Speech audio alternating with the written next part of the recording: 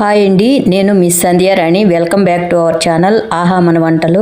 Fibre, vitamins, minerals అధికంగా ఉండి జీర్ణక్రియకు, కాలేయం, మూత్రపిండాల పనితీరును మెరుగుపరచడానికి ఈ ముల్లంగి చాలా ఉపయోగపడుతుంది. రోగ నిరోధక శక్తిని పెంచటంలో, గుండె ఆరోగ్యానికి, షుగర్ లెవెల్స్ని తగ్గించడంలో కూడా ఈ ముల్లంగి బాగా పనిచేస్తుందని అధ్యయనాలు చెబుతున్నాయి. ఎన్నో ఆరోగ్య ప్రయోజనాలు, ఔషధ గుణాలు ఉన్న ఈ ముల్లంగిని కర్రీలాగా ఇష్టపడని వాళ్ళ కోసం ఇలా పచ్చడి చేసి పెట్టండి. అందరూ ఇష్టంగా తింటారు. ముల్లంగిని బాగా 2-3 సార్లు ఉప్పు నీళ్లతో కడిగి తడి లేకుండా తుడిచి ఆరబెట్టుకోవాలి. వేడి నీటిలో ఉప్పు వేసి కడిగినట్లయితే పీల్ తీయాల్సిన అవసరం కూడా ఉండదండి. ఎందుకంటే పీల్లో కూడా చాలా ఔషధ గుణాలు ఉంటాయి. ముల్లంగిని ఇలా సన్నగా ముక్కలుగా కట్ చేసుకున్నట్టయితే చక్కగా వేగుతాయి అన్నమాట. నేను 1 kg ముల్లంగితో పచ్చడి చేస్తున్నాను. ఇలా సన్నగా కట్ చేసి ఒక బౌల్లోకి తీసుకొని ఒక 3 వెల్లుల్లిని రెబ్బలు ఒలిసి కొన్నింటిని దంచి పెట్టుకొని కొన్ని అలాగే వదిలేస్తే సరిపోతుంది. ఇవి సన్నగా పలుచుగా కట్ చేసుకున్న 1 kg ముల్లంగి ముక్కలు అనమాట. కేజీకి పెద్ద నిమ్మకాయ సైజ్ ఎంత చింతపండు అనమాట. అంటే గ్రామ్ వైజ్ చెప్పాలంటే 50 grams వరకు ఉంటుంది. ఈ చింతపండులో గింజలు, ఈనెలు లాంటివి ఉంటే తీసేసి ఒకసారి కడిగి చింతపండు మునిగే వరకు ఒక 1/4 గ్లాసు వేడి నీటిని పోసి నానబెట్టుకోవాలి.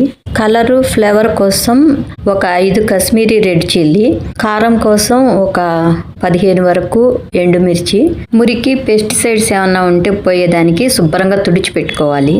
పచ్చడిలో వేసే పౌడర్ కోసం ఒక 2 స్పూన్స్ ధనియాలు, 2 స్పూన్స్ నువ్వులు, 1 స్పూను జీలకర్ర, 1 స్పూను ఆవాలు, 1/2 టీ స్పూను మెంతులు కావాలి. ఈ అన్నింటినీ లైట్గా డ్రై రోస్ట్ చేసుకోవాలి. కొద్దిగానే కాబట్టి అన్నింటినీ కలిపి ఫ్రై చేస్తున్నాను. వీటిని చల్లారేదానికి ఒక ప్లేట్లోకి తీసుకొని ఇంకా ఎండుమిర్చిని లైట్గా వేయించుకోవాలి. కడిగి తుడిచిపెట్టుకున్న ఒక గుప్పెడు కరివేపాకును కూడా వేస్తున్నాను. ఇవి మాడకుండా లైట్గా వేయించుకున్న తర్వాత చల్లారేదానికి పక్కన పెట్టుకుందాం. బాండీలో కొద్దిగా ఆయిల్ను పోసుకొని పట్టినన్ని ముల్లంగి ముక్కలను వేసుకొని దోరగా వేయించుకోవాలి. కొద్దిగా పసుపును కూడా వేసి వేయించుకోవాలి. పసుపులో యాంటీ ఆక్సిడెంట్స్, యాంటీ ఇన్ఫ్లమేటరీ ప్రాపర్టీస్తో పాటు ప్రిజర్వేటివ్ లాగా కూడా పనిచేస్తుంది. పచ్చడి పాడైపోకుండా నిల్వ ఉండేదానికి సహాయపడుతుంది. ఒక్కసారిగా వేయించితే సరిగా వేగవని 3 ట్రిప్పులుగా వేయించాను అనమాట. ప్రతిసారి కొద్దిగా ఆయిల్ వేసుకుని ముక్కలను వేసాక కొద్దిగా పసుపు కూడా వేసుకొని వేయించితే పసుపు కూడా ముక్కలకు బాగా పడుతుంది. ముక్కలు కూడా బాగా వేగుతాయి అన్నమాట. లాస్ట్లో వెల్లుల్లిలో ఉన్న తడి కూడా పోయేదానికి లైట్గా వేయించుతున్నాను. వీటిని కూడా వేరే బౌల్లోకి ట్రాన్స్ఫర్ చేసుకొని చల్లారనివ్వాలి. ఈలోపు వేడి నీటిలో నానబెట్టిన చింతపండును కూడా ఒకసారి ఉడికించుకోవాలి.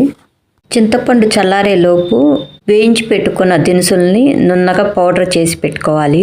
1/2 కప్పు కల్లుప్పును కూడా వేస్తున్నాను. ఆ తర్వాత వేయించి పెట్టుకున్న ఎండుమిర్చి, కరివేపాకు అన్నమాట. ఇవన్నీ పౌడర్ అయ్యేటట్లు ఒకసారి గ్రైండ్ చేసుకోవాలి.